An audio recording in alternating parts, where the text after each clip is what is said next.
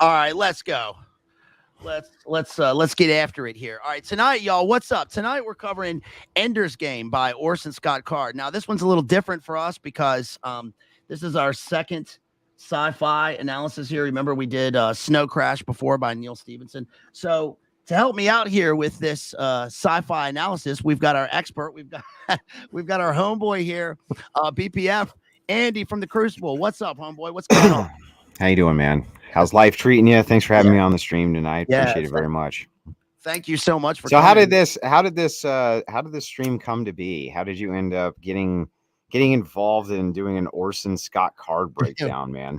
Right. Well, it is pretty interesting. I mean, we've done the whole kind of gamut of the canon of literature. We've done a pretty big selection here. We've done I think this is our 114th analysis, so we've done a good selection of stuff. But I ask for people to put suggestions sometimes in the comments, and then people will sometimes generous people, really very generous people, will sponsor a stream. They'll send in $100 and then give me a selection of stuff. Now, this one isn't sponsored, but somebody put in a while back that I should do Ender's Game. I think it was during that Snow Crash analysis. So kind of put it on the back burner, and then finally decided, let's go, let's do it, and then put it out there. And then you generously are giving us your time and your insight into this book, and I appreciate that because, I mean, I've read some sci-fi, I guess, but I had never read this one, and I'd seen the movie. You're such a literary snob, You really are. You're like, oh, it's not Macbeth. Oh, do you want me to read some dumb book about fucking robots and shit? What the right? Oh, you want to talk about fucking laser guns, guys? We'll talk about laser guns. We could be talking about Shakespeare, but we'll just talk about laser guns, I guess. Right? Very highbrow here. Yeah, snob. No, but before the stream, we were talking about Family Guy, and you bring up Macbeth. Do you remember when they said we should set the space opera Macbeth on the International Space Station, and had a bear attacking like Princess Leia, and Peter said, I don't know what Macbeth is about, but this seems good enough. Oh, yeah.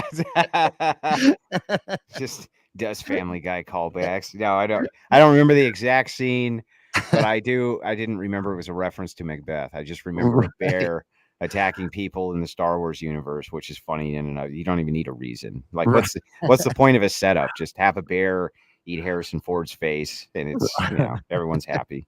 Give me back my family. All right. Give them back. No, but this is an interesting book because, you know, a lot of times we read this is really weird, but like when I go into this literature, it can be anything. It can be from any era. It can be, you know, it could be neoclassical 1700s or now.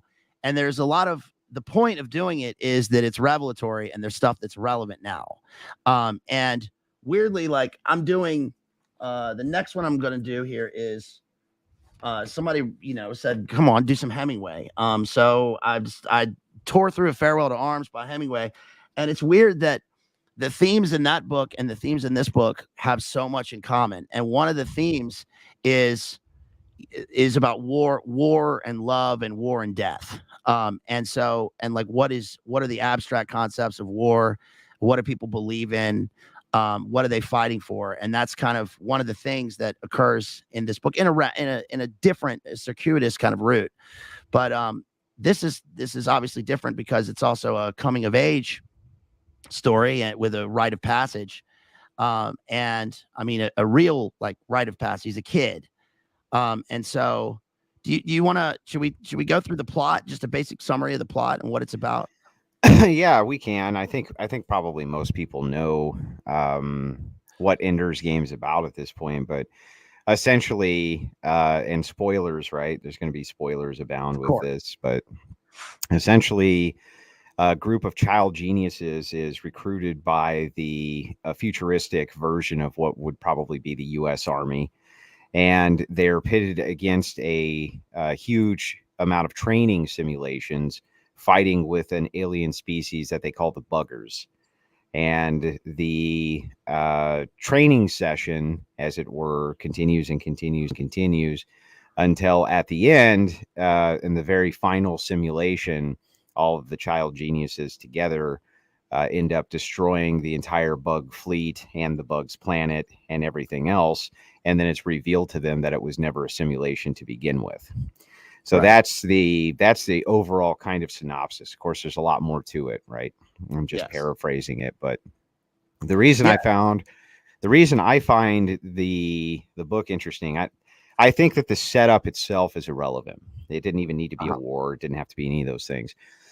I think what Card is often after, at least all throughout Ender's Game, is the setup of the dichotomy, the difference in dichotomy. So one of the things that you see in the modern era is that when you deal with false dichotomies, especially, is that the ego of a person is played on from change, and it's actually a prevention mechanism to prevent them from changing their mind about something, right? The ego is constantly assassinated and assailed by the U.S. media and all these different outfits. And here's how it works in real time.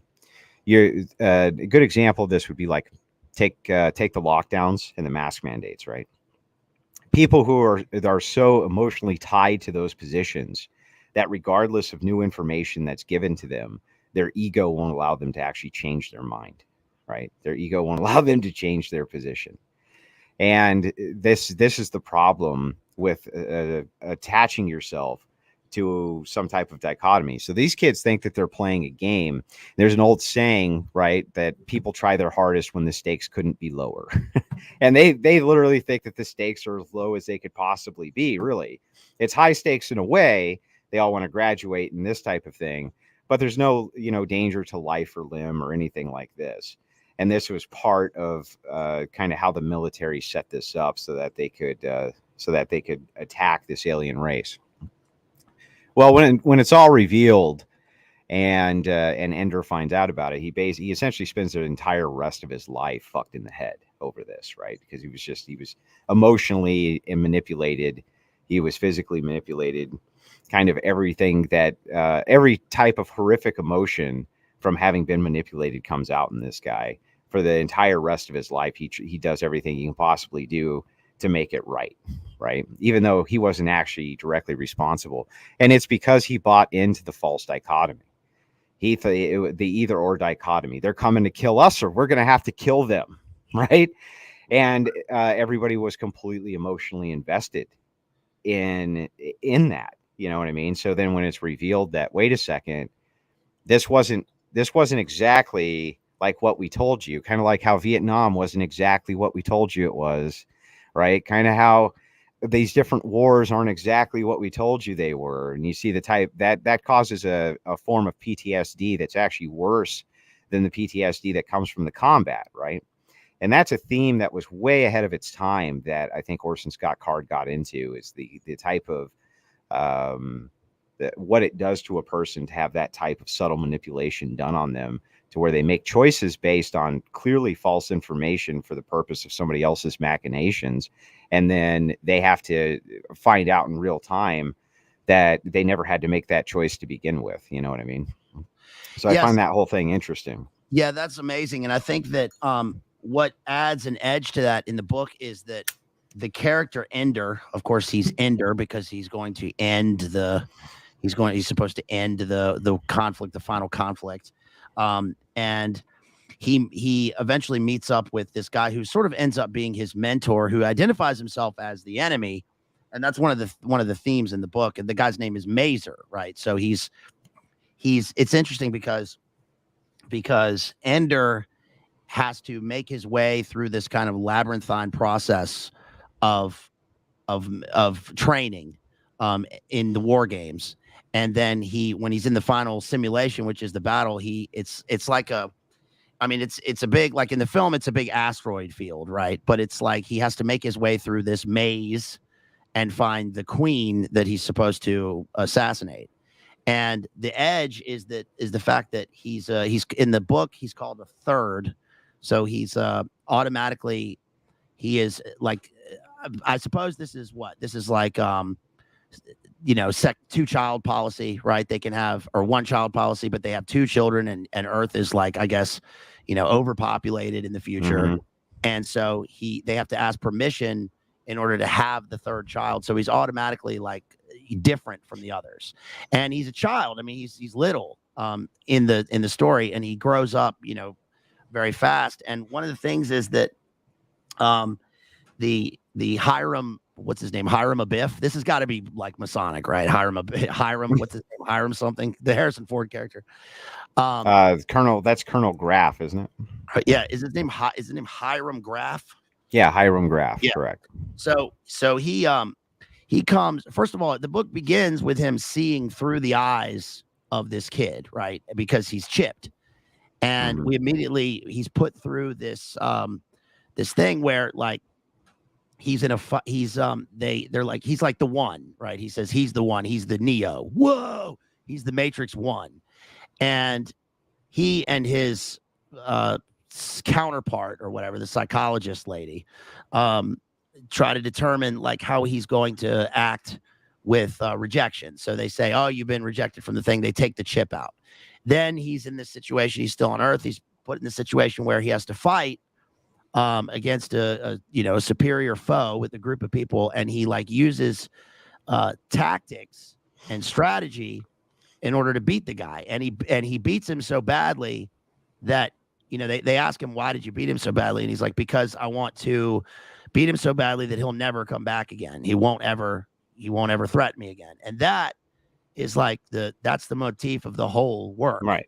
So that's So that's the usher into, so this will work just fine for our machinations and our plans. But kind of the greater themes that are introduced there too are that it's always the subtle manipulations. Right. Mm-hmm. So past Ender's Game, there's a series of books which focus on his brother and focus on him and the kind of political situation that happens on Earth as these people come back, all these kids come back and they grow up and they're all war heroes. So they have these kind of huge names and they get contracted by different militaries.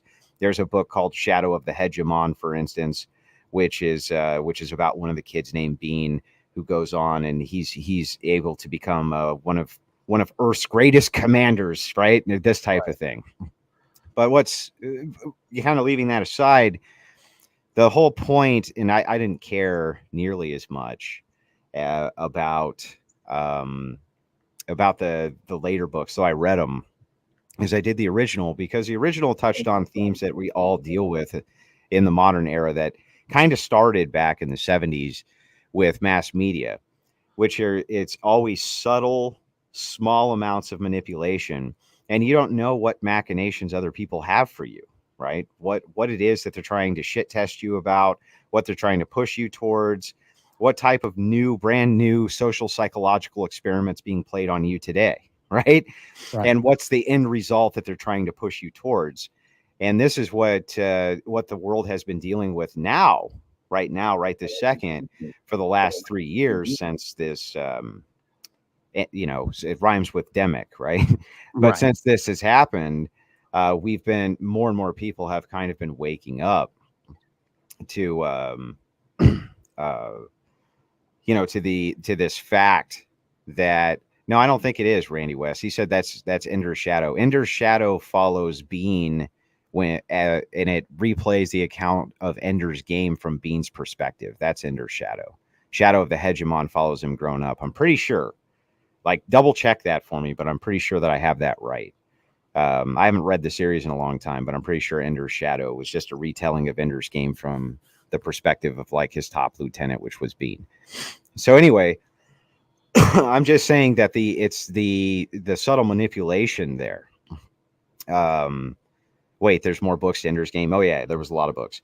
But that subtle manipulation is really what the hyper focus should be. Yes, Randy, I'm pretty sure it is. I'll bet you, in fact, I'll bet you $10 that I'm right and you're wrong. I'll bet you $10 that Ender's Shadow is a retelling of Ender's Game from Bean's standpoint. $10.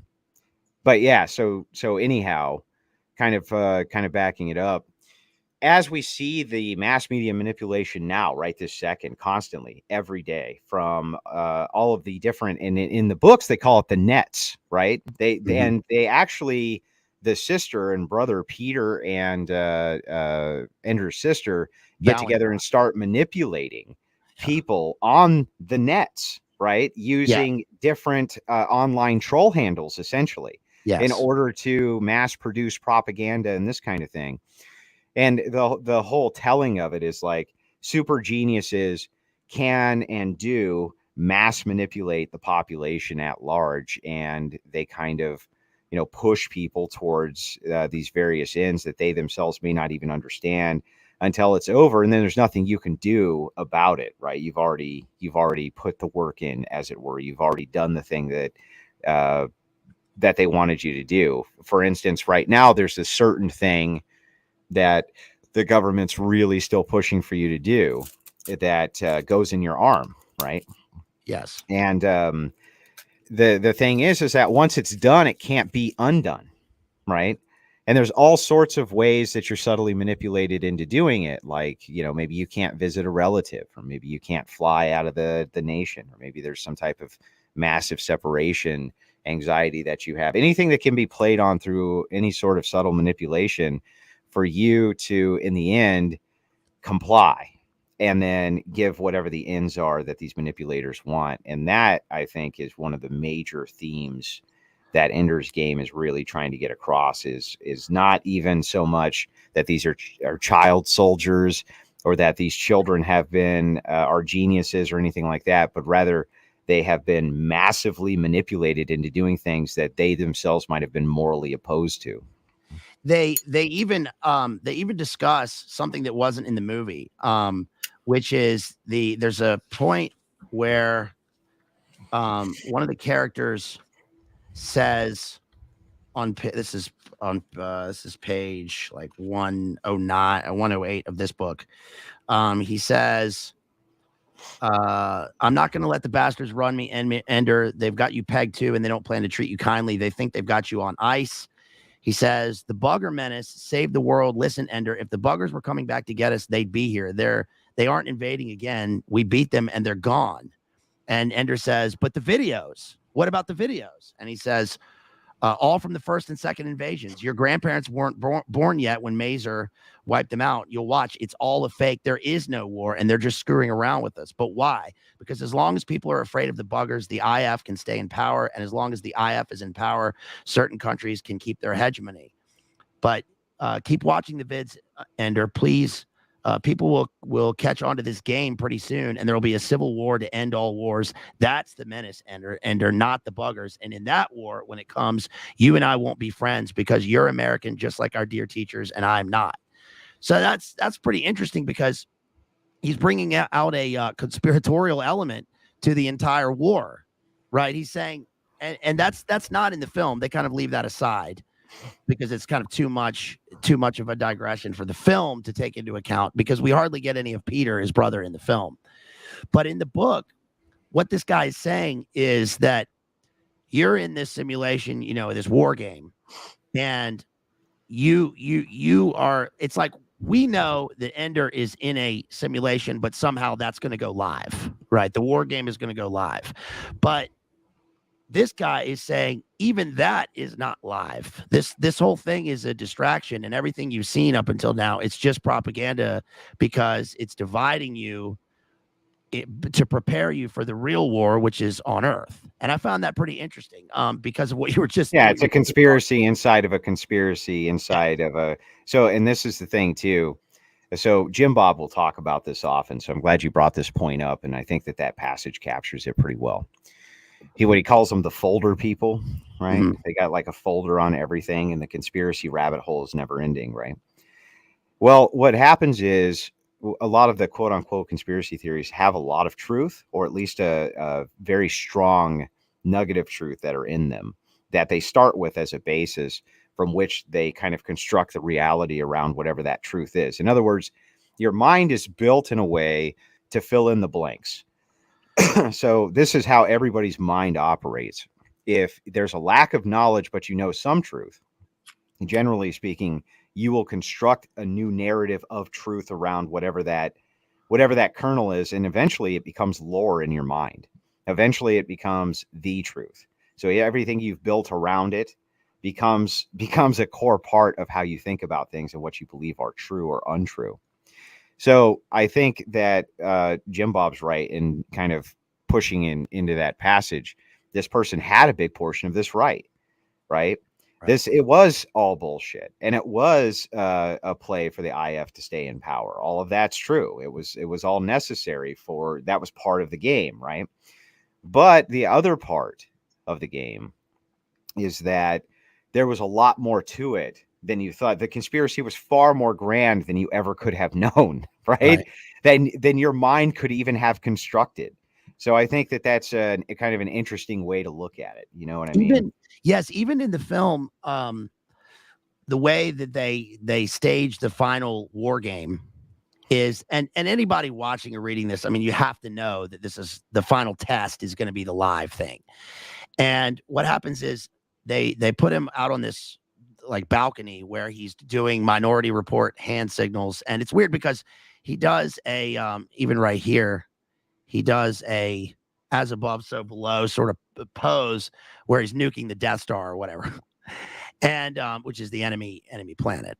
But when he's doing that, they in the simulation they constantly have pyramid symbols, like when they have to go out and form kind of a phalanx, and they're in this, he's learning gravity and they have to fight behind the pyramids. And in that scene, he's on this platform and he turns around and looks. They say you have an audience, and he turns around and looks, and like at the top of the pyramid is the committee, the oligarchy, the captain with all the guys in it. And after he wins the war and destroys the planet, they kind of all turn their backs to him, right? And he's like, "What's the matter?" And I think that's the point where he realizes like that he's been used, And I think that well, in the books, the scene was a little different at the end of the book. Now, remember, I'm operating off of memory, but in the books, as he's looking around the room, people are crying and hugging each other. The adults are all crying and hugging each other. And that's kind of when he realizes, oh, shit, something's up, that this wasn't just a simulation. You know what I mean? Hiram says it had to be a trick or you couldn't have done it. It's the bind we were in. It's interesting because bind is a kind of a pun there, because they're in a bind, but also they're kind of binded to each other. We had to have a commander with so much empathy that he would think like the buggers, understand them and anticipate them, so much compassion that he could win the love of his underlings and work with them like the perfect machine, as perfect as the buggers. But somebody with that much compassion could never be the killer we needed. So it had to be a child. You were faster than me and better than me. And he says, you had to be a weapon, Ender, like a gun. You're a weapon. He says you're a weapon. We used you for this. And you fit our hand the best, right? You're a gun that fits best in our hands. Right. Yeah, which is interesting because the character that I found the most interesting in the book is his brother, Peter. And you were mentioning his brother before. Ender has 2 siblings. He has a sister named Valentine, and then he's got a brother named Peter. And Peter was a first, so he was the firstborn child. He went off to be in the same training, but he ended up failing out, or they sent him home because he killed somebody, and because they said he had the wrong temperament. Right, he had the wrong temperament, which is interesting because what Ender and this guy end up doing are kind of the same. They are essentially the same, and that's Ender's big problem. Is he says, like, I did everything that was different from my brother, but I'm the same as my brother. And Valentine, the sister, like you were mentioning, is kind of, she's to bring Shakespeare in, she's kind of a Lady Macbeth figure because she is an intermediary between. I knew Macbeth was going to get brought at some point, right? There's always going to be a tie-in with Macbeth. She's Bazed lit. When it's it's because I think they even describe Peter as a megalomaniac, and so he's this megalomaniac. But it's that play on ego. That, I mean, Peter goes on to become a very shrewd and well-respected politician, right? And it's the dichotomies that play off of ego that allow all of this to happen in the first place. You know what I mean?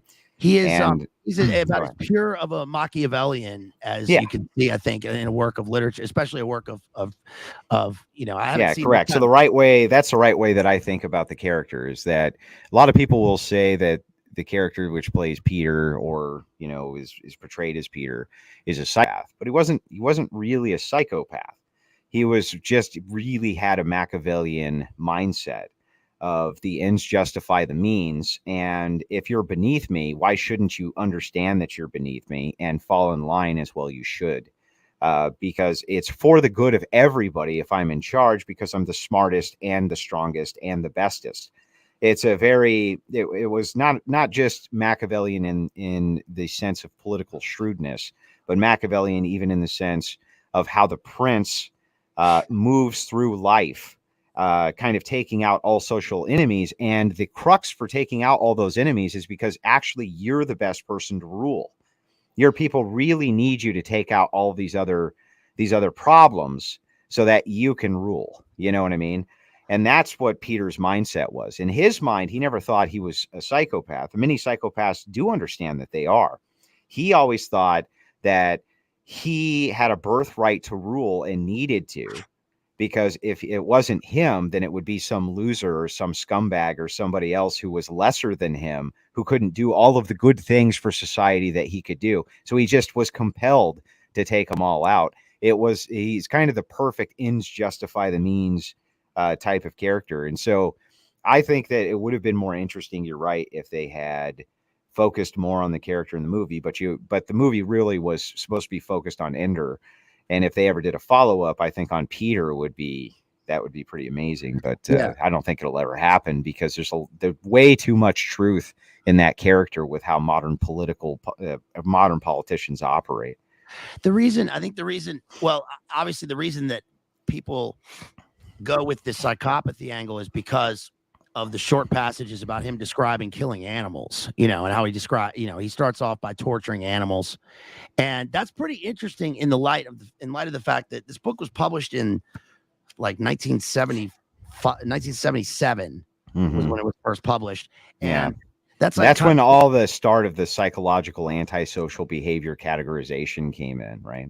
Right. It's also the era of, this is like right in the midst of the Dave McGowan program to kill 70s, serial killer back from Vietnam era, when we're starting to find out about looking into what things that these people have in common. And it's understand that I don't believe, just as a reference, I don't mean to cut you off, but I think that profiling is nonsensical and it doesn't work. and that things that would normally be considered to be antisocial behavior, I consider many of those behaviors to be perfectly normal. So, for instance, I'll give you an example of this. When we were kids, we would fry ants with a magnifying glass, and we thought it was hilarious, right? Is that the definition of torturing an animal? Yeah, right. Did I care? No. Did I think it was hilarious? Yeah. Did all the 10 other kids who were around at the same time think it was hilarious? Yes. And I'm sure that there's tens of thousands, millions even, of kids who would engage in what current psychology run by a bunch of academic women who are morons would say this is toxic, masculine, antisocial behavior, when in fact it's not. Violence is a normal compulsion of men that we have to learn to adopt and keep under control and things like that. And one of the best ways to do that is to engage with the concept of death early on. So I think I look at it a different way, I think. Well, it's interesting. It's synchro that you bring up the ant thing, because that's one of the things in this Hemingway book that I just finished, where he goes through a gas attack and he goes through a mortar attack in World War I, and he loses. The protagonist, he undergoes the mortar attack. Right before it happens, he's sitting there and he's like, we're gonna be mortared in this place. And they're like, well, that's fine, because he's an ambulance driver for the Italian army. And they're like, well, that's fine, just have some wine and some cheese. And so they're sitting around, and then next thing you know, like, he gets out, some people carry him out, he ends up in the hospital, and one of his friends comes and he says, I'm putting you up for the Silver Star. And he says, why? And he's like, well, because, you were brave. And he says, I wasn't brave. I was just in a mortar attack. And the guy says, yeah, but you carried those guys out. And he says, no, man, I was eating cheese. And then he ends up in the book. I won't go through the whole book, but he ends up in the book deserting, but he's deserting from an army that's not his. And he's also an ambulance driver. He's not actually in the army, but he's with some friends. They're trying to get through Italy, and they get captured by some Italian officers who end up shooting all the other officers because, for instance, they find a colonel, and the colonels, they're like, aren't you a German? And the colonel, this is World War I, so they're not on the same side. And the colonel says, no, I'm not a German. And if you're going to kill me, just do it, because I hate the stupid questions. And they shoot him. And then the protagonist ends up having to shoot somebody who's running away from them, about to get them caught. And then immediately he brings in the image, just kind of out of nowhere, about when he was a child. He remembers an anthill, and he burned the anthill. And then he thought about lifting the log where the ants were up so that they could escape, but he never did. And that's supposed to be a metaphor for, obviously for war and for the situation that he's found himself in. But what he's also saying there is that, like, that in his situation, I'm not saying it's right or wrong. It's just the worldview in the book, that he's saying that it's the concrete things in front of him that matter in order to live and escape, and all the abstract ideals that they keep, all the propaganda about, go and, over the top and be glorious on horseback, like with the saber and cavalry. And he gets there and he's like, none of this happens. And, and I almost lost my leg while I was sitting there eating cheese. And I think that it's interesting because in this, I'm not sure where I'm going with this, but in this, what Peter does is he does exactly what they want him to do, and then he tests out. And Ender just has a different, he has a different mindset. It's this concept of empathy, right, for the enemy, but then they end up using that for the same ends. Yeah, but think about the difference in how they think about it. So to this comment, this guy John B in your chat, he says, men are antisocial by nature outside of their selected interest. I agree that that's true. I've only ever had one guy come up to me and introduce himself as new to the area, and he was a gay, right? And that doesn't surprise me either. Why that comment actually ties in pretty well with what you're saying with the Peter-Ender relationship is that, so Ender goes on and he gets selected. Peter's extremely jealous that Ender gets accepted when Peter gets rejected, and he's pissed off about it the entire time. But when it's all revealed what happened to Ender and Peter finds out about it, Peter's ego again comes into play, and he says, okay, well, I actually need to change the entire way that the army works and the IF works, right? Look at how they manipulated my little brother. look at what the horrible things that they did to my little brother. I have to be in charge just so that things like that don't happen, right? And so he begins to use the same tactics of manipulation against the manipulators, right? And this is what I mean by anything he can do to justify why it is that he needs to be in charge and why it is that he's actually benevolent and not malevolent. He's going to do, you know what I mean? Yeah. And is that antisocial, or is that part of the hierarchical structure? Do we need people like that? The book is a bit vague, right? The books are a bit vague. They try to tie Peter as a villain, but then he goes on to do some pretty wonderful things and that aren't so villainous. So it's an open-ended question, and one like maybe he's right. Maybe it would be way better if he had gone and he was in charge of the military. Maybe the entire Ender fiasco wouldn't have happened. Maybe his ego just being there in the military would have been a great check against some of these, horrific things happening to his brother or whatever. But what I'm saying is that it's the endless need to justify that he must be in charge and by any means necessary, because when he's in charge, then things are going to change to be the right way. You know what I mean? That's what I think the greater theme within that is. I thought it was interesting when Harrison what's his face gets to the house, and he explains what the system is, and now you're going to be in training. And then the father says, you can't take him away. And he's like, well, frankly, sir, that's none of your damn business. Right. And he takes Ender away. They go up onto the space station. He goes in and he says, and the dude says, we need a Napoleon or a Julius Caesar. And Ender says, yeah, but I mean, both of them died, right? They're his own men killed Julius Caesar. We've done a Julius Caesar analysis here. And Napoleon lost, right? He was exiled, which is interesting, because part of the thing that Ender has to go through is the fact that even the commander purposefully says, like, this guy's the best, and there's nobody else here that has any brains except this guy. So of course the other kids immediately hate him. Well, Ender's also exiled, just so you know. Yes. Right. He's also exiled. That's his permanent, not his punishment. That's his reward. His reward for all of this is that he's permanently exiled and banned from any sort of political action whatsoever, because his name is too powerful, right? So anything he says, the concern is that the power dynamic is now so skewed that he could basically return as emperor of the world. So he's in permanent exile, right? Permanent exile. And I haven't read the sequels, but I figured that would happen to him, because he goes on this, self-imposed exile at the end, where he finds the egg, right? He finds the Gnostic bug egg and takes it to the universe, so the other planet or whatever. And he's so that the civilization is gonna thrive again someday. But that Mazer himself is exiled. Everyone thinks that he's dead because he was the hero of the last war. And then when he finally meets him, he's in solitude on the former bug planet. He's on the planet Nibiru. Living and he's eating the bugs. He's eating the bugs on Nibiru. Literally eating the bugs on the planet Nibiru. And it's Ben Kingsley as a Kiwi. Was he right? And he's got his, he's wearing the skin suit of his ancestors, right? And he says, no, they wouldn't let me come back. Everyone thought I was dead. They wouldn't let me come back, and I can't ever speak. I can only speak to you, and these people know who I am, but I can't go back to Earth because, then I'll be the Jim Cameron king of the world.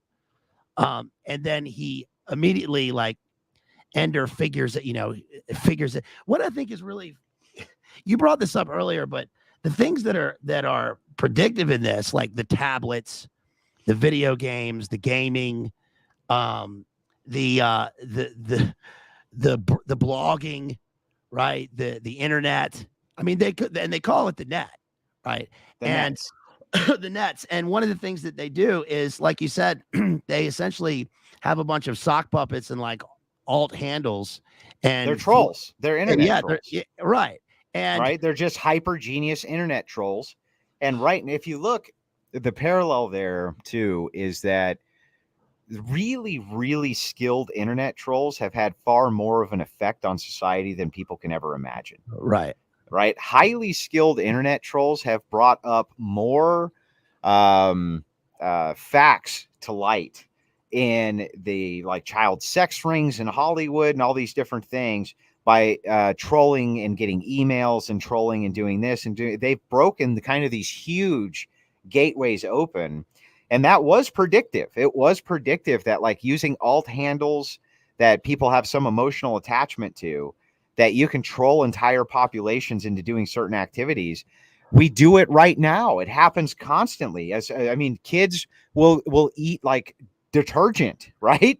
They'll eat detergent if they see that, you know, society in their peer group is moving that way and think it's neat or cool or whatever. A single person can manipulate millions of people into doing a single activity, even if they're just funning, they're just trolling. You know what I mean? Yeah, memes and prediction. Our friend, one of our friends, Jack, out there posted a meme yesterday of the response of the government of Canada about the senior citizens, and it was just the picture of Sam Hyde saying, "We're just going to kill them," right? Which is,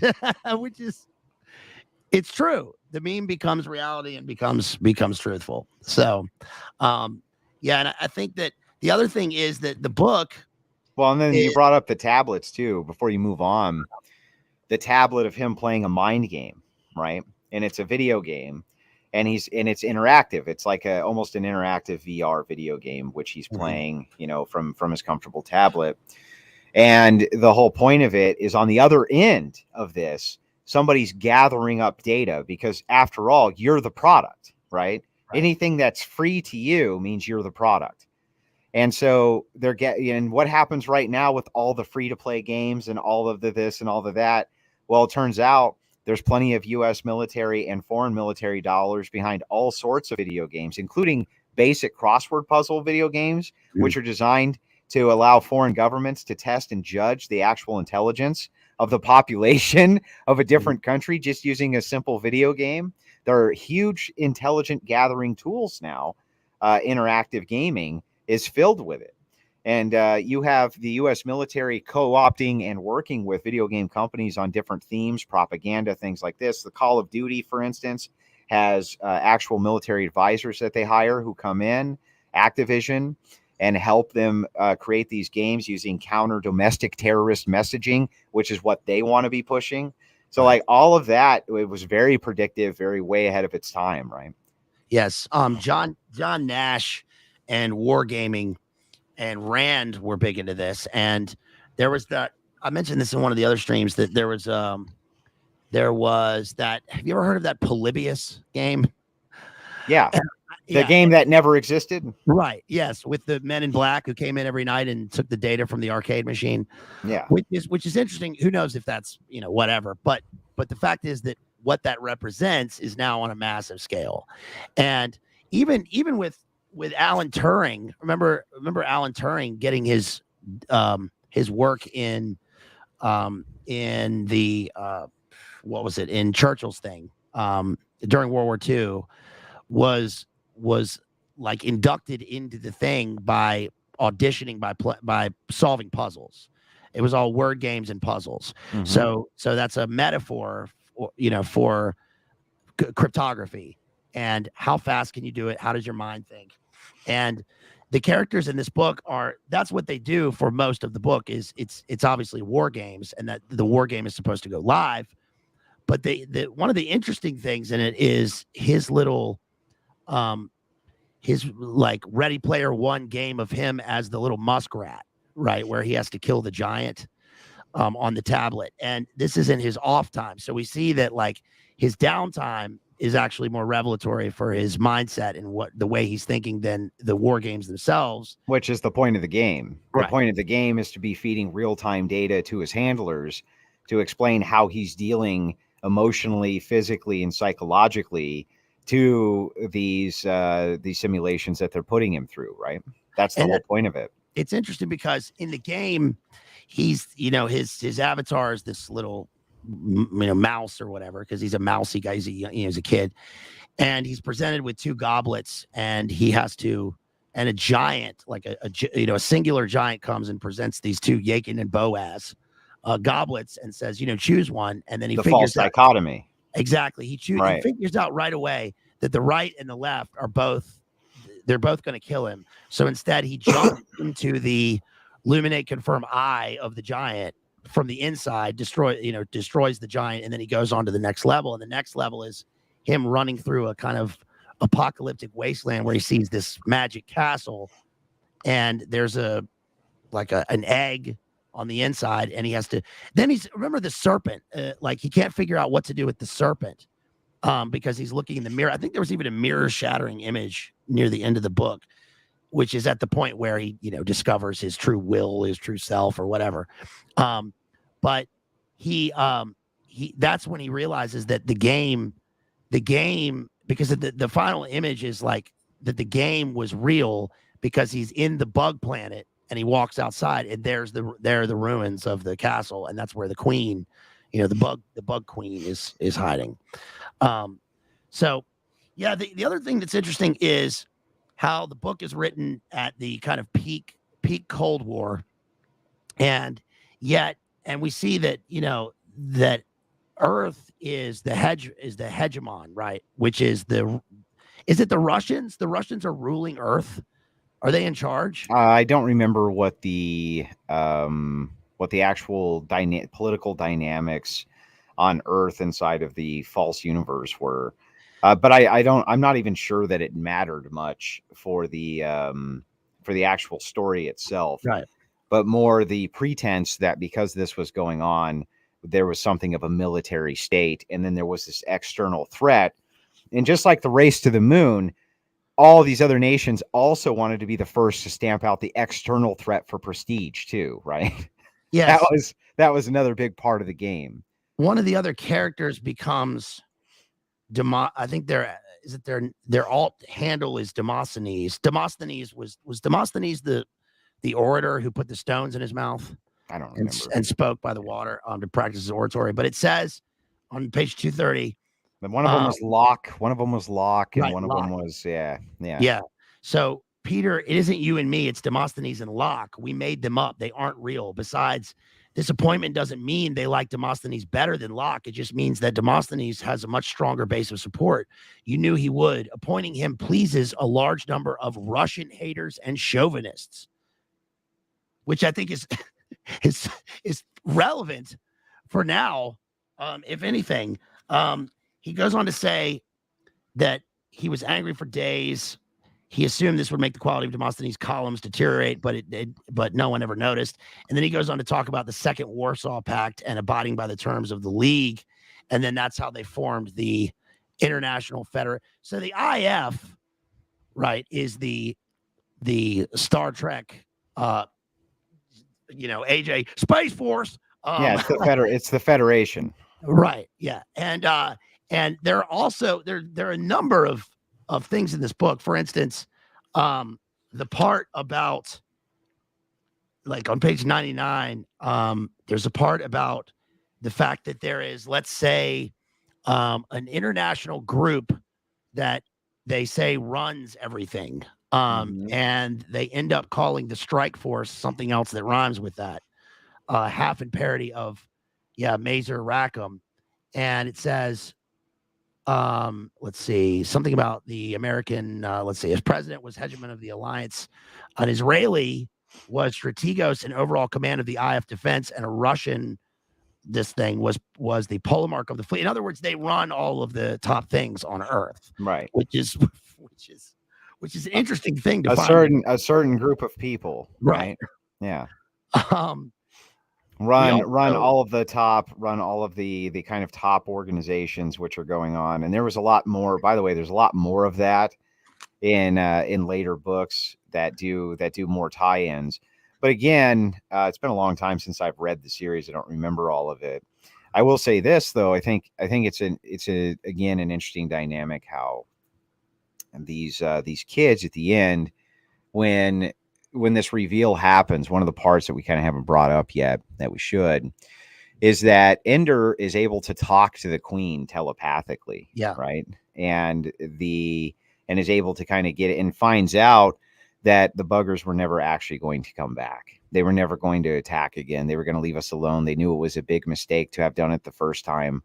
And their entire political everything had kind of changed, right? Yeah. And so he's almost, so he has to live with the guilt too, that it's not like they were going to come back one day. You know what I mean? It's not like they would have come back one day, but he's always left with I never had a choice. Like, why didn't I have a choice? If you would have given me a choice, and then back to the Peter dynamic of I would have given him the choice, right? That's why I should be in charge. Kind of the underlying stuff that leads to that, which is, the situation on planet Earth that you're alluding to right now, where, Israelis are in charge of this. There's a geopolitical sphere, but all of that is really designed specifically to set the stage for how such a conflict like this would end up playing out in real time. And does the government do this kind of stuff right now? Do they train and indoctrinate children into becoming future super soldiers or things like this? And the answer is unequivocally, yes, they have. It's unequivocally, yes, they have. And so I think that there's a lot of predictors here that move into that. And, it's an interesting story arc altogether, I think. Yeah, I think that, you can't help but read this and think of parallels with what, people like, Rachel talked to Kathy O'Brien, right? And what Kathy O'Brien had talked about, and remember the testimony videos of Kathy O'Brien and the other women who said that they were basically what they went through is almost totally mirrored in what Ender goes through. He has a family that puts him into this thing. He's chipped, right? He goes through a number of like lies where he thinks he has a choice and then he has no choice. Every choice he makes is kind of upended. And then he is put in war simulations, and then finally, like the most dangerous game, where he has to hunt other people. And I remember in one of the testimonies, they were talking about how they were trying to train them as winter soldiers, as super soldiers, and that the goal was to eliminate the other people. And they thought that it was like a game. They thought it was a game, but the game went live, and they were watching the other people eliminated. And that actually occurs in the book when Ender has to fight. Is it Bonzo that he has to fight? And Bonzo is the leader of one of the other groups, and Ender has to like fight him in a simulation and then fight him for real.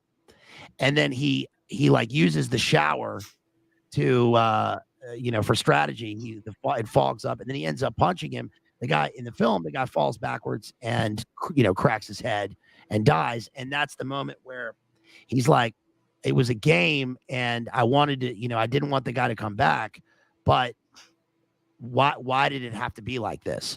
And so again, that works perfectly for the Hiram character, because the guy's like, look, this kid is perfect. He's perfect because he has enough empathy to understand why the guy's doing this, and yet he's willing to go all the way to eliminate him so that he won't come back, which is what he wants for the bug war. He says, let's see, the Winter Soldier and occurs on kind of like let's see, page 300. He says, first of all, he says he awoke a few minutes with something pressing his hand, pushing downward in it with a dull, insistent pain. He reached over and touched it. It was a needle passing into his vein. And then it might have been a single day. It might have been a week from his dreams. It could have been months. He seemed to pass through lifetimes in his dreams, through the giant's drink again, past the wolf children, reliving the terrible deaths, the constant murders. He heard a voice whispering in the forest, you had to kill the children to get to the end of the world. So what are the whispers? I assume that what we're getting here is the sort of first person reaction of the whispers is the programming. And it's interesting that it brings up the wolf children, because there is certainly an aspect of like a Romulus and Remus in this, right? Where, we have Peter and we have Ender, and they're not like fighting for supremacy, but in a way they're fighting parallel battles. And Peter is so upset because Ender ends up being chosen for the role that Peter was meant for. And I don't know what happens, like you mentioned in the sequel. So I guess Peter does Peter end up ruling the earth? I don't remember, but I think that he goes on to become a hero somehow. And I think that he becomes highly placed. I don't recall if he ends up actually ruling the earth or not. I'd have to go back and look.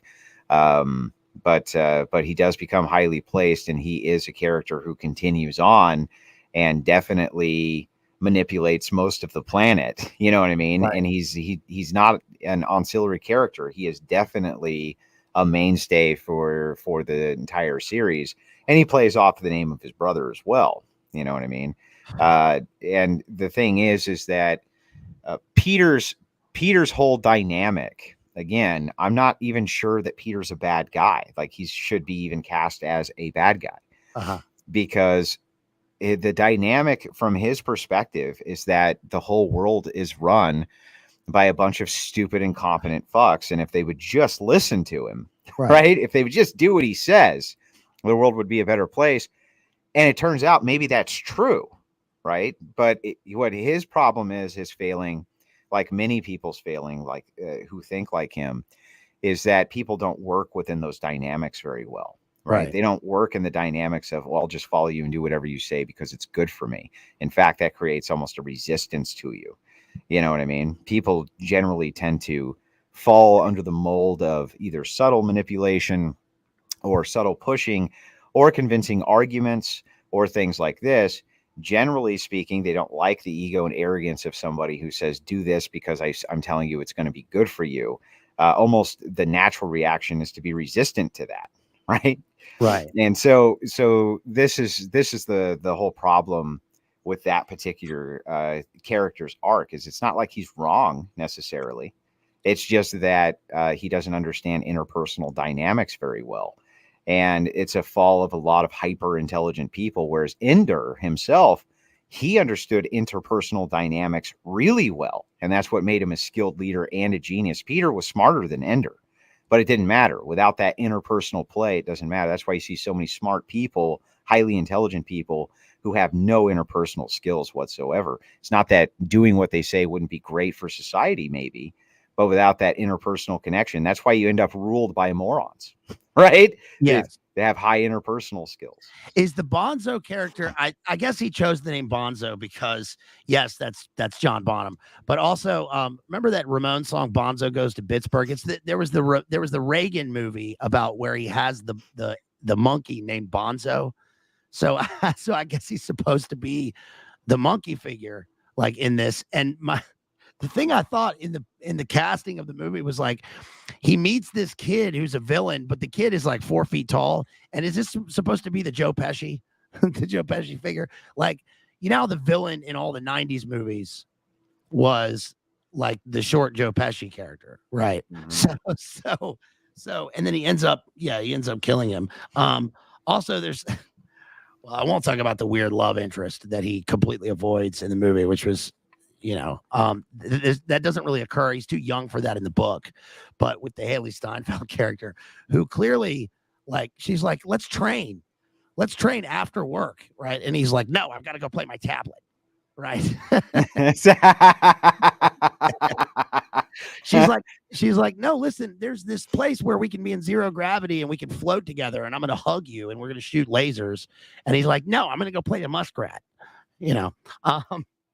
And I don't remember 100%, but I think that the character who Ender got into that fight with in Battle School was also the same kid who was torturing Bean, his like lieutenant, before they ever got to Battle School. They were both from like the same like area, and he was one of the bullies who was always. And so after he took him out, Bean found out he killed him because Ender never knew, but Bean knew and didn't tell Ender. So it was Nicky Santoro from Casino. Yeah. Right? And I think I think that Bean, after that, that's when he was like, he really started to connect really well with Ender because he took out his tormentor. You know what I mean? He's like, listen, you little tablet playing fuck, you want to come up here and play stickball on this PlayStation? You're going to be one of the salamanders, right? They put him with the salamander group. Yeah, totally. Well, I mean, that's the thing is like, I think one of the more interesting things about the books is that he didn't mind going back to the original story and retelling it from multiple different perspectives, so that you actually get a lot more out of it the second time around, the third time around, with what you thought were these side characters, and it turns out they were up to a lot more than you thought. You know what I mean? Right. And it tries to explain that and bridge that gap between the genius with interpersonal skills and the genius without them. And this is like, I think that's a theme that's not nearly as explored as it probably should be. You know what I mean? Yes. There's the my note was typical alien BS watchers narrative, that we're too violent and need to be destroyed, and the watchers, the aliens, want to come and depop so that they can make everything right again. And this occurs like towards the latter, at the end of the book, and it says, Graf says, I've heard all kinds of reasons why. He says, why are we fighting the buggers? It's interesting. It's weird that they're called the buggers. That's weird. I've heard all kinds of reasons, says Graf, because they have an overcrowded system and they've got to colonize, because they can't stand the thought of intelligent life in the universe, because they don't think we are intelligent life, because they have some weird religion, because they watched our old video broadcasts and decided we were hopelessly violent, all kinds of reasons. And then, well, I also think that the buggers collectively think they're like a hive mind. Yes. And so they can react instantaneously to different threats and this and that. And I think that one of the reasons they hated us is because the very idea of independent thinking beings, all living together without that mind, for some reason they thought that was the epitome of chaos, right? So they're actually bringing order to the chaos, because there is no hive mind to control everything. This must just be you can't trust a civilization like that, right? So Carl Schwab wants to rewrite this book, and yes, we like the hive mind. Right. We are hiding in plain sight. Everyone is like, that's more of a Kissinger voice, I guess. But the queen is hiding in plain sight, and then ironically, Ender ends up being the guardian safekeeper of the enemy's stuff, right? To make sure that their population. One thing that's weird is that in this book is that the way that it portrays the enemy, right? Which is that Ender says, I guess in plain speak, it would be like, it doesn't matter whether you win or lose, it's how you play the game. Is kind of his MO in a way. And that's sort of his reaction at the end when he finds out that, the simulation went live. And Hiram makes a good point, because he says, we lost 1,000 men on those ships for us, right? That was real, and it was for us. And it doesn't matter what they thought. They came here to kill us. And so in a way, that's playing into the fact that, like, the alien demon bug invasion, it doesn't matter what they think, because when he asked Mazer about it, Mazer says, why did they come here? And Mazer says, water. Right. And that's it. And he leaves. He's got the answer. They came here because we have water, and they wanted to take everything. Right. So maybe maybe the fact that Ender thinks that they weren't coming back is just another. He could communicate with them, right, telepathically. So maybe that was maybe that itself is a trick. And I think that that's part of the complexity of the novel, is that, like, it's not an unreliable narrator. We have a character who has an unreliable state of mind because he's because of what he's put through.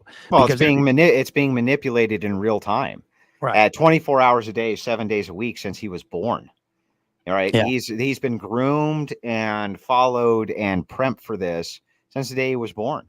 Since the day they were able to determine that he had an off the core IQ and was a genius, they began the grooming process for Wiggins. You know what I mean? And the only thing that he left out, but is implied multiple times, is that there's pervs around who want to come after the kids, right? But there is implication of that even in the books, though it's not really fleshed out very well. Right. Well, they're called buggers. Right. The buggers. So, and then at the beginning of the book, like this is around when they're mentioning Caesar and Napoleon and Alexander the Great. He says, if I survive the games, thought Ender, he put on the mask. It closed him in like a hand pressed tight against his face. But this isn't how it feels to be a bugger, thought Ender. They don't wear this face like a mask. It is their face. On their home worlds, do the buggers put on human masks and play? And what do they call us? Slimies, because we're so soft and oily compared to them, which is interesting because when he fights his brother, right, they play act. Mm-hmm. So he puts on the bug face. And that's interesting because in the Earth scenes, we get constant imagery of the enemy, and it's kind of elevated because you're elevating the enemy because it's like, oh, we fought, they were a worthy fucking adversary, right? And so we have this kind of imagery, kind of like here we have, pictures of Indians and battles with Indians, and it's like, so they're supposed to be a worthy adversary.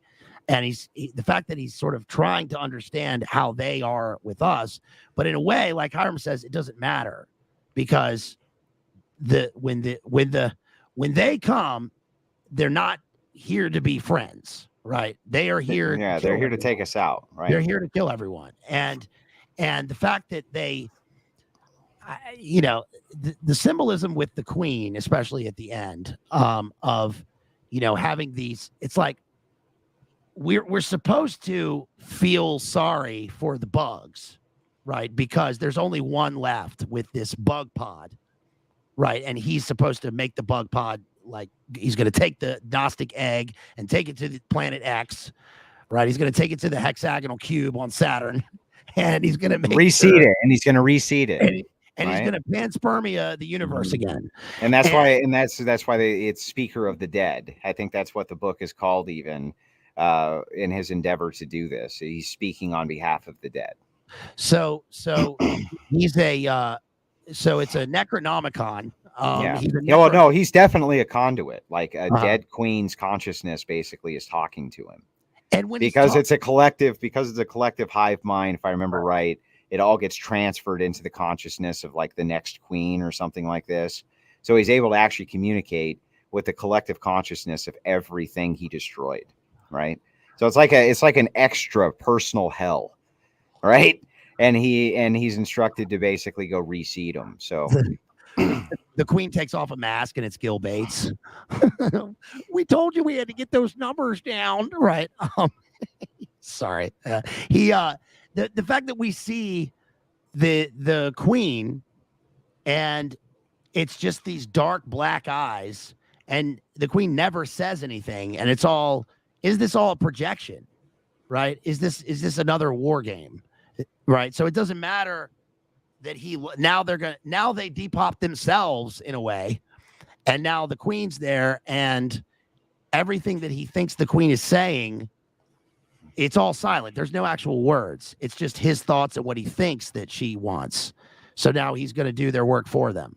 Right. Well, like God, Guns, and Glory points out, kind of the buggers were the good guys, right? They were the, I understand your point that you're making, especially when you say like worthy adversary, but the theme of worthy adversary, it's a theme long since dead. And it's because people used to understand and respect the things that they were going after and why that adversarial relationship existed with human dynamics. And we don't understand adversarial relationships anymore. Somebody always has to be right and somebody always has to be wrong, right? Even though that's not really how human interaction works. It's very nuanced and there's lots of shades of gray. And it's not nearly so easy as just saying, hey, this is right, this is wrong. So that's why you used to have worthy adversaries. It wasn't as easy as, just a slight to a person's honor could get you killed, right? So if somebody fought a good duel and you killed them literally over just an honor issue, I think calling them a worthy adversary might be because there's some nuance there. They could still have been a really good person. They just really shouldn't have called the missus a heifer or whatever, right? And you wouldn't have had to stab them through the heart. But here in this case, it wasn't really that Ender was a worthy adversary or not a worthy adversary.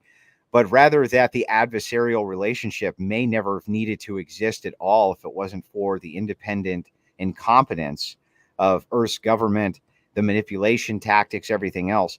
If they had just let this kid know, for instance, that there might have been some way to communicate with him, because he asked repeatedly, why can't we communicate? Why won't we communicate, et cetera, et cetera. And they just shut him down every single time. Possibly the whole thing could have been avoided. So there's a ton of themes that run trend through this book that are kind of never ending, you know what I mean, that can be applied. And maybe we're reading too deep into some of them. Maybe the author didn't even intend all of them to be read into that much, but people who have a good idea of social paradigms and social dynamics, that stuff bleeds through whether they want it to or not. You know what I mean? Yeah. The only communication that occurs really is through Mazer's experience, in the sense that he's the only one who has been amongst them, and not like in the battle. And when he first meets Ender, he says, I'm the enemy. Why didn't you take me out when you came in here? Who knows who I am? And that he ends up being his kind of mentor, and then teaching him how they are in the final stages, what their battle tactics are. And that's interesting, because by getting to, it's like the people up in the pyramid only allow that so much, and then they keep it in an enclosed system, so that the people back on Earth, for instance, are only told on their flat screens at the dinner table, like what, because like when they're at home, they have like their screens everywhere, and Back to the Future 2 style, and they're constantly barraged with propaganda, right? This is what happened, don't let this happen again. There's the scene where he's like in the medical office, and they have a never forget poster, right? Like of a picture of like that picture in Vietnam, right, of the horrible picture of like the child running, and they have that, but it's the alien, it's the bug people behind him, and it's saying never forget that this happened. And it's like, no, they're never going to let you forget everything that he's done. Like you said, everything that he's done since the very beginning, since he was born for this, right? And even the dad mentions that he failed out. He says he was an immigrant to this country. If they're, in the book, there are still countries. They still talk about religion and countries. And also interesting that Ender ends up being like the founder of a kind of a new religion at the end of it. Taking off he in a sense, like he does both things. He destroys them, and then he also rebuilds them. Yeah. Right? Well, what's the problem? This is the one problematic theme kind of throughout the book, as you think about it in hindsight, which is that they're really, to maybe throw a bone Jay Dyer's way, in a way, there really is no justification for what's moral or immoral throughout the theme of the book, right? Mm-hmm. It's a series and sequence of reactions, so it's all just reactionary. And the form to the viewer is supposed to be that the higher ups, they feel that they're trying to protect the human race, and so they have to do this. The ends will justify the means, even if we have to manipulate some kids and destroy their lives and manipulate everything that they ever could have been or wanted to be. For the greater sake of the greater good, we must do this, right? We must destroy even the species for the greater good.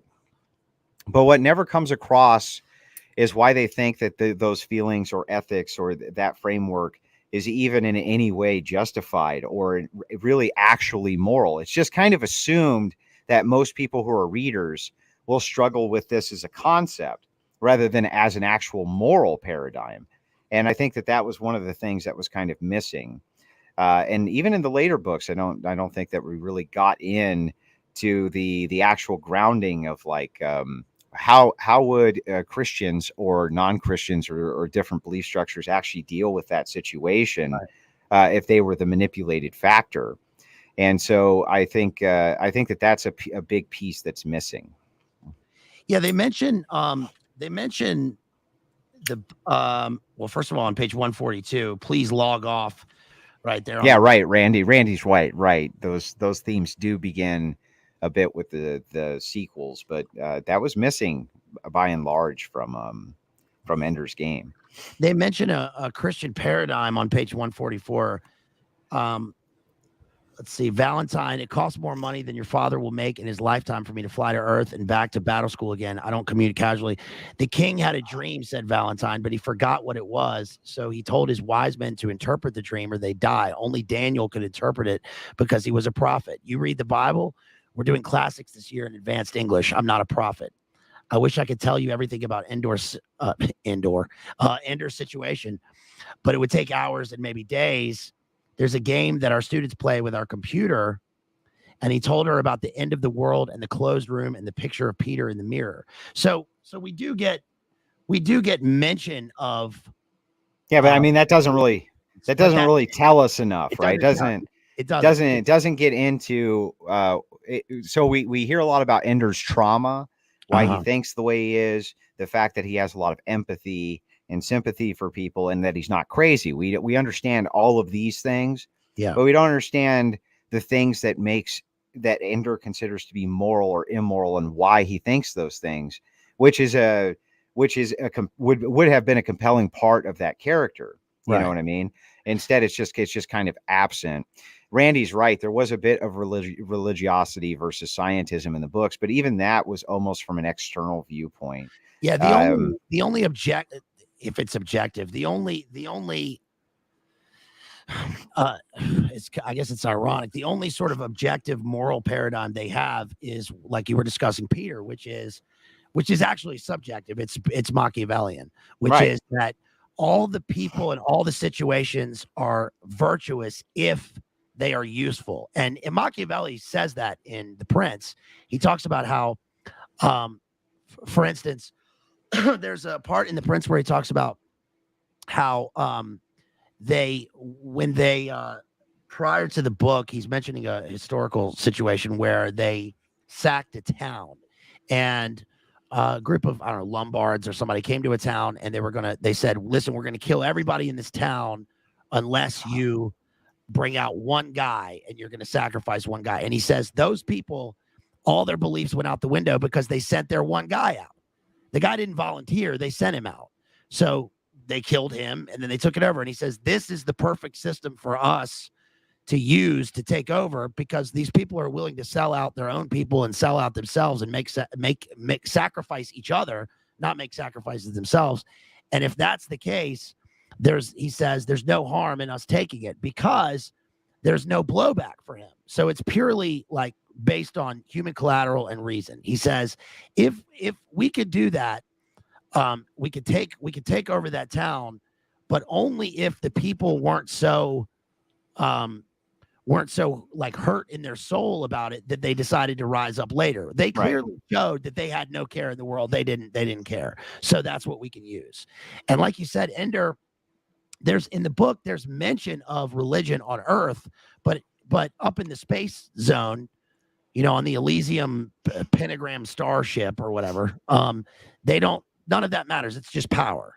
Right. And there was a good chance to explore that because these kids came from all over the world. Right. Right. So they would have come from these different backgrounds with religious backgrounds and this kind of thing, where the kind of all those paradigms could have been thrown up a bit against each other. But I understand abandoning that for this other theme of the book. I just think that it would have helped push another aspect of the story that wasn't really there, because the whole point of the tale really is it's a moral story. When it's all said and done, it's an entailment. The entailment of all the happenings, every single necessary entailment lead to a moral paradigm every single time, right? Every single action, even whether or not manipulation for the purposes of doing something great or even fantastic for other people, is that ever actually moral? And the entailment's always present, that these questions are going to come up again and again and again and again and again. And I think it's interesting you bring this up, kind of moving back a bit to the Machiavelli theme, is that Machiavelli he didn't consider any of the things that these princes would do following his political advice, or even the references he gave, as being evil. He thought it was the opposite of evil. He thought that ruthless pragmatism to a degree from politicians actually created more stability and did far more to keep society stable and healthy and so that more people could go on and live good lives. He never thought that he was giving a paradigm for people to be like ruthless, psychopathic assholes. He thought that he was giving a pragmatic approach to rulership for the purposes of stability, again, similar to how Peter sees the world, but not really a moral paradigm, just kind of ruthless, pragmatic reasoning without any type of moral challenging. Yes, before I show some Machiavelli here, Adult Small Bear sends $2. Thanks for the super chat. Adult Small Bear says, your mom sacked a town. Well, Boomer Uno card back on you. A town sacked your mom. So that's man, brutal. That's what you get, Adult Small Bear. Yeah, no, a whole town. Yes. On cruelty, Machiavelli says, he says, in order to purge the minds of the people and to win them over completely, he resolved to show that if any cruelty had taken place, it was not by his orders, but through the harsh disposition of his minister. And having found the opportunity, he had him cut in half and placed one morning in the public square at Cesena with a piece of wood and blood-stained knife by his side. The ferocity of this spectacle caused the people both satisfaction and amazement. But to return to where we left off, he says, so in other words, but that's, I mean, it's a good point. He doesn't see that as evil. He sees that as something that's going to actually bring about more stability, right? So this is the thing. It's like Machiavelli really, in his dissertations, he rejects Christianity every, time and time again as being this kind of intrinsic, ruthless moral system that's trying to keep away from the practicality of how to rule correctly. You know what I mean? It's interjecting all these grains of doubts with its silly moral questioning of your right to rule. You know what I mean? Right. And that's one of the disparities I have with Machiavelli. It's not that everything he says is untrue, right? It's just that it's not seen through the correct prism. He also says something here about what Ender ends up doing, and which Peter, who's the Machiavellian character, doesn't do. He says, the older and better remedy is to plant colonies in one or two of those places which form, as it were, the keys of the land, for it's necessary either to do this or to maintain a large force of armed men. And then he says, one of the best and most certain means of doing so would be for the new ruler to take up his residence there. So in other words, the ruler, the prince, has to live in the bounds of the colony in the dominion so that he can have a base of stability, which is what Ender does. Yeah, and that's what the kings of old did, right? They led on the battlefield from the front, and that's why nobles used to get killed in battle as distinguishing themselves, and even kings died in battles distinguishing themselves. And it's like, he's right about this. Again, very Machiavellian take, right? Right. Very Machiavellian take. Yes, and in the book, when the character mentioned to Ender about conspiracy and the fact that maybe this is all fake, maybe this is just a diversion, maybe this is a war game, it's going to go, what is this? Machiavelli says on page 197 of the Prince here, he says, I conclude, therefore, excuse me, that a prince need trouble little about conspiracies when the people are well disposed, but when they're hostile and hold him in hatred, then he must fear everything and everybody. Which is to say that one thing that's interesting is that they're in the most controlled environment you could possibly be in, right? They're not even on Earth. They're on the spaceship. Everything that they do and see is controlled. They're watching everything they do. And yet they have the freedom somehow to let this character tell Ender that maybe this isn't real, right? Which is to say that doesn't really matter. In fact, it just introduces a new thing to Ender in their minds that, oh, maybe they can use this. Maybe this is another problem that he has to sort out. Well, this is an old, it's an old, excuse me. It's an old Britannian rule of power. Mm-hmm.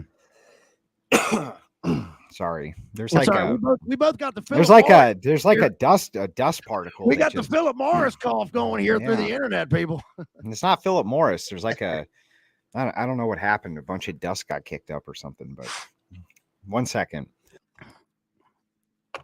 So while anyway, it's an old Britannian rule of power where it's like, when your reputation is high, your enemies will fear you.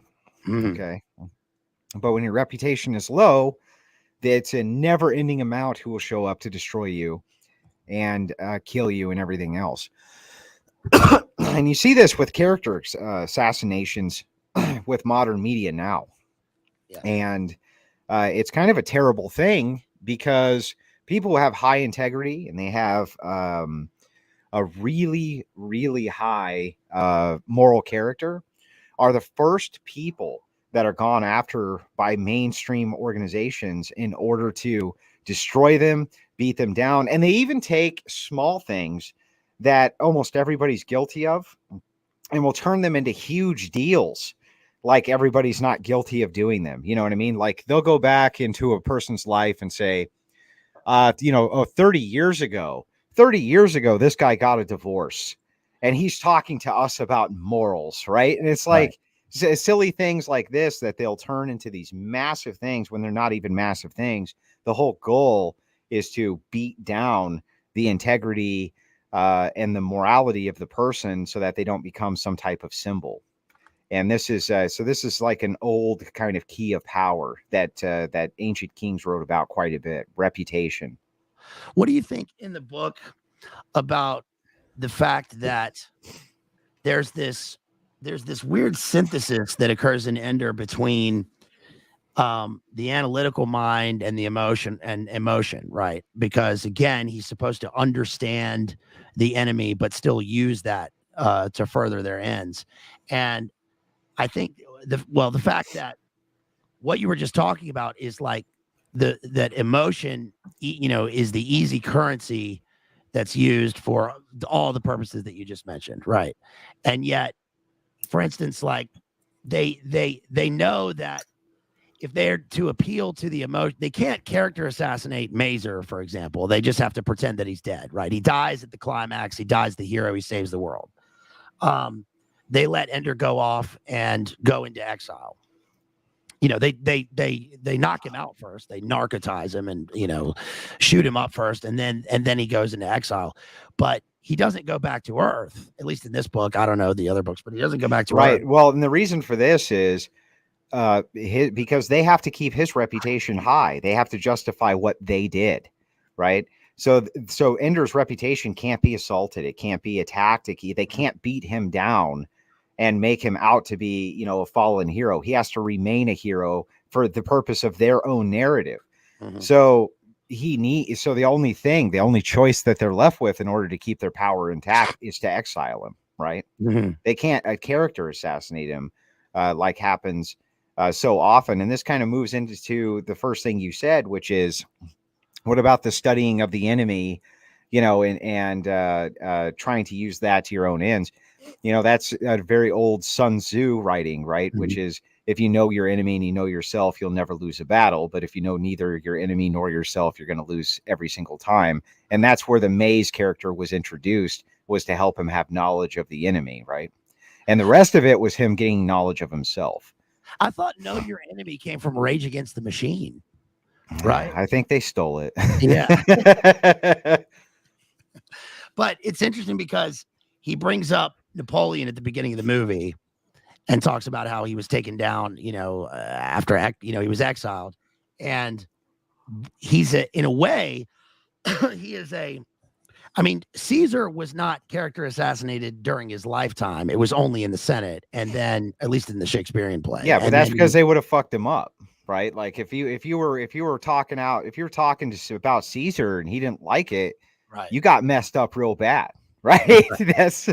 So everything had to be a conspiracy. Well, in the play, a guy tries to bring a suit to Caesar to say, "Look, you exiled my brother. Bring him back, or else." Basically, the implication is, or else I'm going to tell everybody that you suck or whatever. And Caesar says, "I'm not going to bring him back, and the reason is because I'm constant as the northern star, of whose true fixed and resting quality there is no fellow in the firmament. So I'm like a star fixed." And in a way, I know I'm drawing a pretty far out punt conclusion there, but that is what Ender is, because he ends up off Earth as he's a star, right? He's a star to their society, but he's also like, he's out of touch. He's gone. He's away. He's a sacrificial lamb who is basically universally worshipped. but he has so much power and influence that if he ever opened his mouth, whatever came out of it, he could just announce the IF and it would be over in a single night, right? That's the type of because this is like another theme that brings to bear is the knowledge of the Savior, right? What if you had knowledge that all of this was true with your Savior? You had direct 100% knowledge. Well, then everything they say, you're going to follow it to a letter, and that's extraordinarily dangerous in its own right.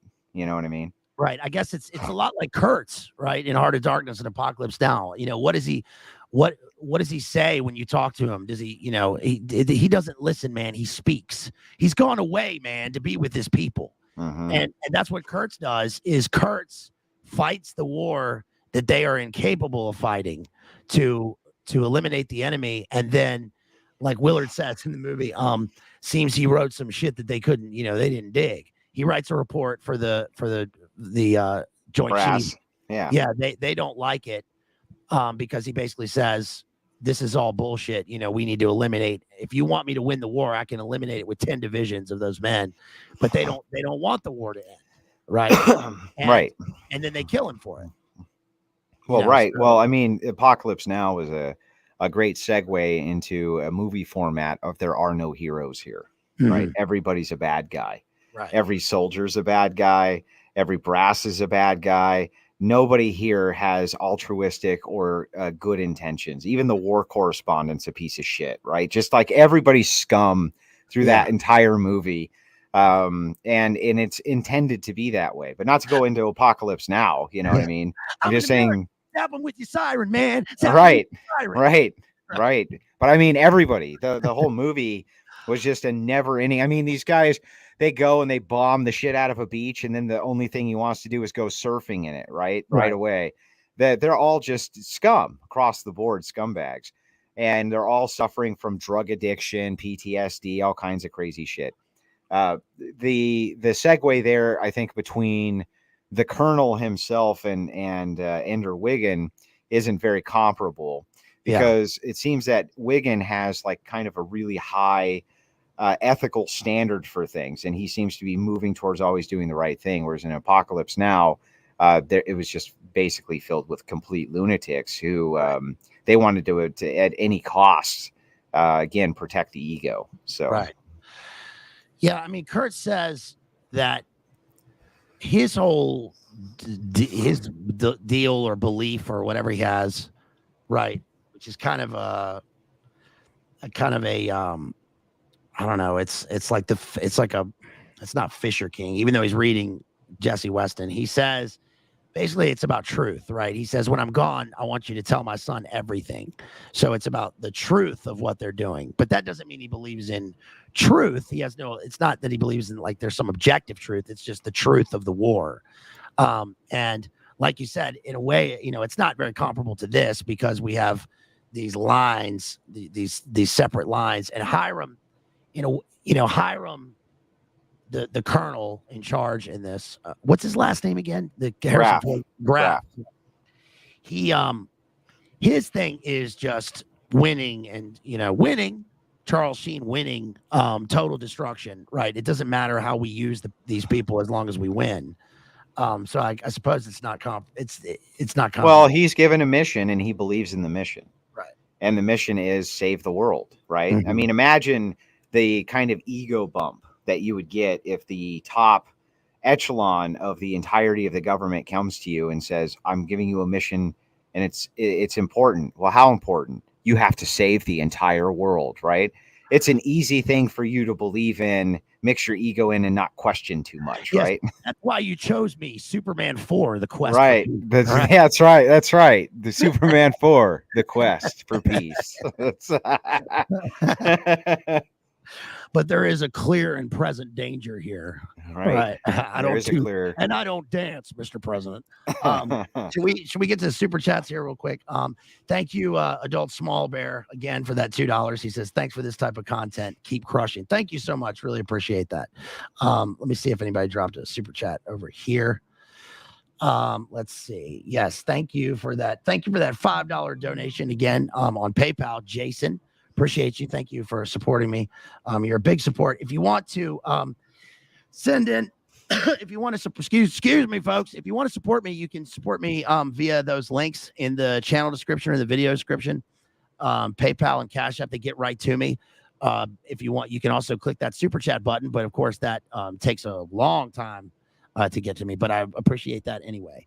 And also, please, I mean, everybody here is to sub to you anyway, Andy, but yes, please, if you're watching this later, especially go on over to the Crucible and subscribe to them.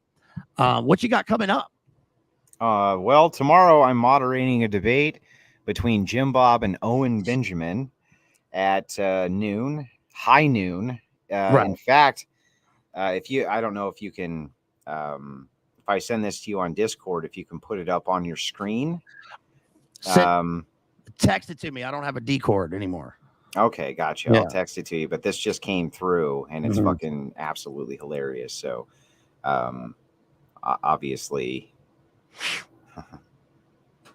Thank you to Ortho Eric, who sends $4.99. Starship Troopers next. Well, I mean, it's interesting because there are parallels between, and also when I was watching the film again, Starship Troopers was on the other channel on the Boomer TV. But yeah, Starship Troopers, there are obviously parallels.